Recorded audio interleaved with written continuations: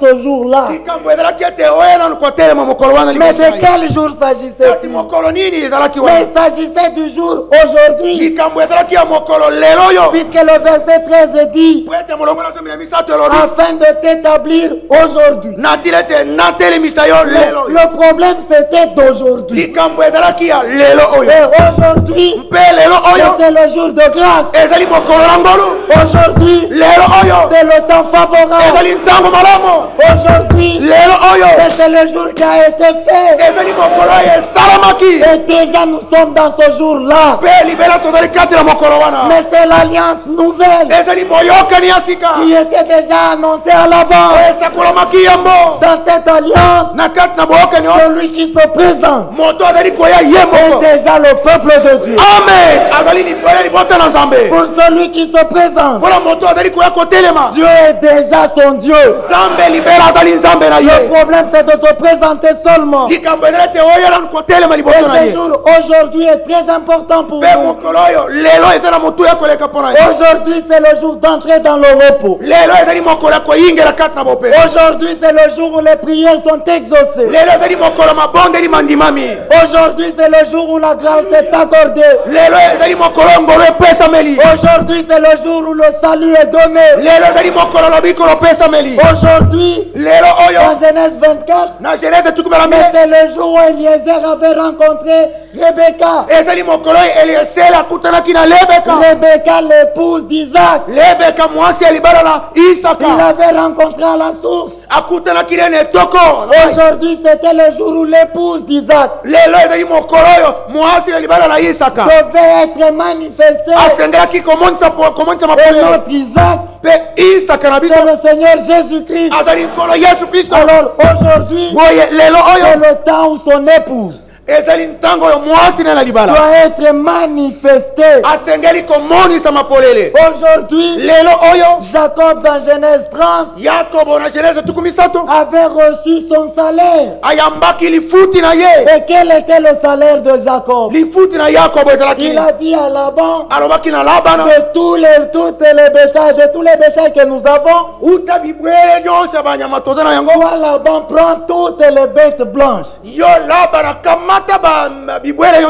Mais à moi Jacob, pour mon salaire, je ne prends pas les bêtes qui sont tout blancs. Donne-moi pour mon salaire les bêtes qui sont tout noires. Pas seulement tout noir, mais les bêtes qui sont tachetées, marquetées. Les bêtes bonnes étaient pour Laban. Les noirs, les mauvaises là, les marquetées, étaient pour Jacob. Et notre Jacob, c'est le Seigneur Jésus-Christ. Dans le jour d'aujourd'hui, 1 Corinthiens 2 dit, il a choisi les choses vives. Amen. Il a choisi les choses folles. Il a choisi les choses qui n'existent pas. Et quand il les a choisies, ce n'est pas pour que ces choses demeurent toujours folles, pas pour qu'elles demeurent toujours vives. Non. Mais quand il prend cela, mais c'est afin de le rendre parfait. Amen. Les choses folles doivent être rendues sages. Et c'est dans le jour aujourd'hui. Dans ce jour, frère, lui n'a pas regardé ceux qui étaient bons. Il a besoin de tous ceux qui sont noirs. Le péché vous a rendu très noir. Alors quand lui veut prendre son salaire, il dit moi je veux seulement celui-là. Celui qui a des marques, des taches. Ici mensonge, autre chose. Il dit moi je choisis seulement celui-là. Et quand il le choisit, mais c'est afin que toute la gloire lui revienne. Amen. Et la gloire lui revient quand? Quand ce qui est noir devient tout blanc. Le noir ne reste pas noir. Dans sa main, le noir devient blanc. Amen. Les tachetés dans sa main, toutes les taches sont ôtées. Et tout cela, il le fait aujourd'hui.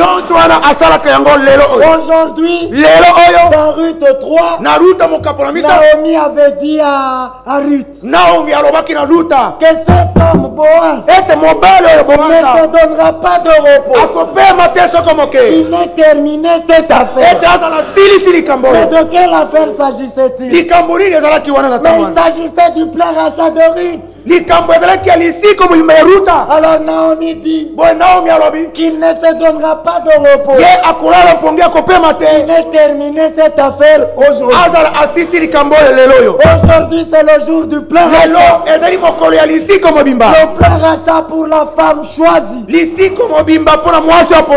plein rachat pour la femme qui s'est identifiée à lui. Parce que Ruth avait expérimenté le rachat. Mais avant de le faire, pendant la nuit, Ruth s'était couchée au pied de Boaz. Il allait d'abord à Ruth de se coucher là, afin d'expérimenter à la fin le rachat. Bien aimé, le plein rachat aujourd'hui. C'est seulement pour ceux qui se sont identifiés à notre Boaz. D'abord dans sa mort, et ensuite dans sa résurrection. Ça c'est une condition sine qua non. Il faut d'abord que la mort intervienne. C'est seulement à Ruth qui avait expérimenté la mort. C'est celle-là. C'est celle-là qui à la fin avait expérimenté le plein rachat. Mais de quelle mort s'agit-il? Il faut que la mort du vieil homme devienne une réalité, une expérience dans ceux qui devraient expérimenter le plein rachat. Et aujourd'hui, à chacun la possibilité est accordée de s'identifier à lui dans sa mort et dans sa résurrection. Et comme nous l'avions dit le vendredi, Christ ressuscité ne vit pas pour lui-même, il vit pour celui qui était mort et ressuscité pour lui. Il s'agit que maintenant que ceux qui devront expérimenter le plein rachat, que la mort du vieil homme devienne une expérience, et que déjà maintenant, pas demain, maintenant, qu'ils vivent pour celui qui était mort et ressuscité pour eux. Il s'agit de vivre pleinement pour le Seigneur. Et dans ce jour, aujourd'hui, Hébreu 8 a dit, aujourd'hui, si vous entendez sa voix, n'endurcissez pas vos cœurs. Dans ce jour, aujourd'hui, pour tous ceux qui entendent, l'incrédulité doit être ôtée. Là, pour tous ceux qui veulent bénéficier d'aujourd'hui, celui qui écoute, qui demeure incrédule, est malheureux. Quand même il est dans aujourd'hui. Parce que aujourd'hui c'est le jour de la foi totale. Aujourd'hui c'est le jour de l'obéissance totale. Amen. Contrairement à l'ancienne alliance, là il fallait obéir pour appartenir à son peuple. Mais dans la nouvelle alliance, pour tous ceux qui sont là-dedans, l'obéissance est la manifestation. la manifestation du fait qu'ils sont véritablement dans l'alliance. La preuve que je suis dans cette alliance-là, c'est ma foi sincère. C'est mon obéissance totale dans tout ce que lui a dit. Parce que dans l'alliance, il y a aussi les paroles de l'alliance. Ça, c'est certain, frère. Celui qui est dans l'alliance obéit aux paroles de l'alliance. Celui qui n'obéit pas, qu'il se demande si réellement il est dans l'alliance. Parce que dans l'alliance, l'obéissance est de rigueur. Cette alliance, c'est la même alliance qu'Abraham avait en son temps. C'est cela la suite du verset 13 de Deutéronome 29. Afin de t'établir aujourd'hui pour son peuple et d'être lui-même ton Dieu, comme il te l'a dit et comme il l'a juré à tes pères, à Abraham, Isaac et Jacob. Et quelle a été la réalité d'Abraham? Dans Genèse 15, Dieu a fait alliance avec Abraham. Dans Genèse 17, il lui a donné le signe de la circoncision comme signe de l'alliance. Et dans Genèse 22, Abraham a prouvé son obéissance. Il n'a pas refusé d'offrir au Seigneur son fils unique, Isaac. Et quand il l'a fait, que dit l'Écriture? Le verset 15 et 16 de Genèse 22. L'ange du Seigneur appela une seconde fois Abraham des cieux et dit à Abraham, Abraham pour lequel l'alliance était déjà faite dans Genèse 20, Genèse 15. Il dit à Abraham, je le jure par moi-même. Ici quand Abraham a obéi, le serment est intervenu. Je le jure par moi-même, parole du Seigneur, parce que tu as fait cela. Qu'est-ce qu'Abraham avait fait? Mais il avait obéi, parce que tu as fait cela et que tu ne m'as pas refusé ton fils, ton unique, alors seulement je te bénirai et je multiplierai tout ce qui est dit là. Mais ces choses étaient déjà annoncées à Abraham dans Genèse 12. Les promesses faites dans Genèse 12. Ici le serment intervient pour ça. Et quand le serment intervient, c'est que la chose était arrêtée pour Abraham. Dieu ne pouvait plus modifier cela. Il ne pouvait plus modifier cela pour Abraham l'obéissant. Et pour cet Abraham l'obéissant, dans Genèse 18, l'Écriture dit au verset, commençons même au verset 18. Abraham deviendra certainement une nation grande et puissante. Et en lui seront bénies toutes les nations de la terre. L'Écriture confirme déjà certainement. Comme c'était certainement, lui ou pas, Abraham devait posséder les promesses. Mais quand bien même cela était obligatoire pour lui, il a fallu dans Genèse 22 l'obéissance d'Abraham pour que le serment lui soit confirmé. Et l'Écriture continue parlant de cet Abraham là, car je l'ai choisi. Il était l'élu.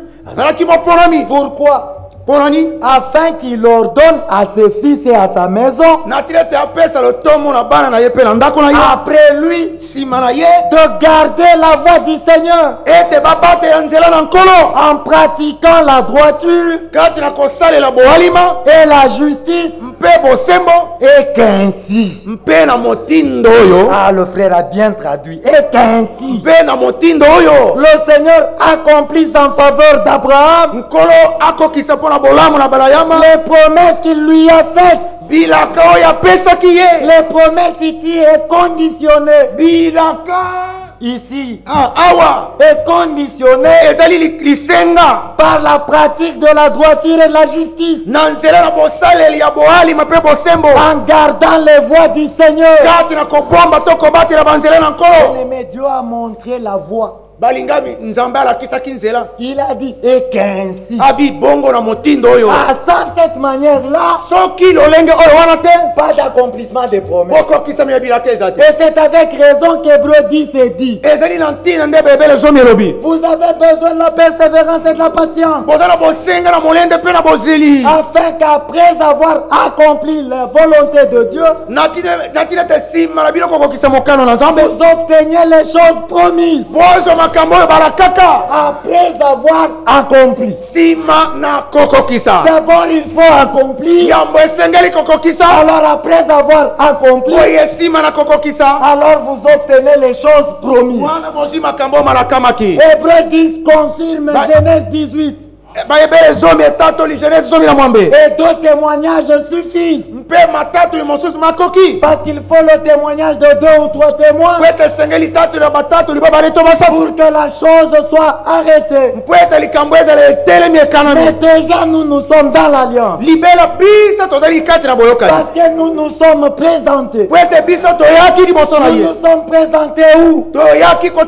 Bien aimé, il n'y a qu'un seul endroit où Dieu a voulu rencontrer les hommes. Mais c'était en Christ. C'est dans sa parole. Et déjà en ce temps, il nous a ramenés dans la parole. Et dans là, il nous a établis là. Alors étant établis, nous nous sommes présentés.